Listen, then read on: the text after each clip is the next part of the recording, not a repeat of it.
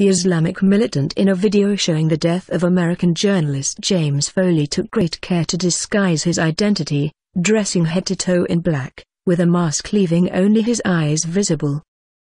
But police and intelligence services in Britain and the United States have a plethora of clues as they scramble to identify him, from image analysis and voice recognition software to social media postings and testimony from former captives.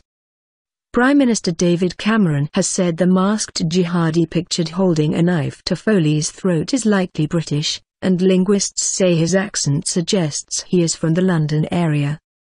Britain's Metropolitan Police is involved in the hunt for him, as are British intelligence agencies and the FBI. The Guardian newspaper on Thursday quoted an unnamed former captive who was held by the Islamic State group in Raqqa, Syria, as saying he appeared to be one of several British militants, nicknamed the Beatles by hostages, charged with guarding prisoners. Peter Newman, director of the International Centre for the Study of Radicalisation at King's College London, said it was likely Foley's beheading had taken place in Raqqa, a stronghold of the Islamic State militant group and the base for many of its foreign fighters.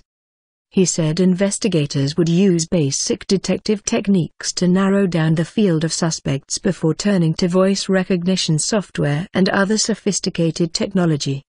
Newman said most of the hundreds of Western militants in Syria have Facebook or Twitter accounts, on which they post pictures of themselves and give away other clues to their origins, such as a favorite soccer team. Just because they are Islamic extremists and behead people doesn't mean they don't talk about football clubs, he said. Newman said online photos could be analyzed to determine height, weight, eye color and other information. He said that even though the militants, most in their teens and 20s, know they should be careful, they are so ingrained in online culture that they let their guard down. These are all young guys, he said. It's a habit. It's very hard for them to be disciplined.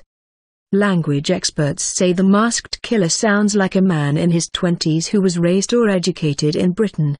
John O'Regan, a linguist at the University of London's Institute of Education, said the militant spoke with a multicultural London English accent but with more formal Standard English pronunciation, suggesting that his words denouncing American actions in the Middle East had been carefully scripted.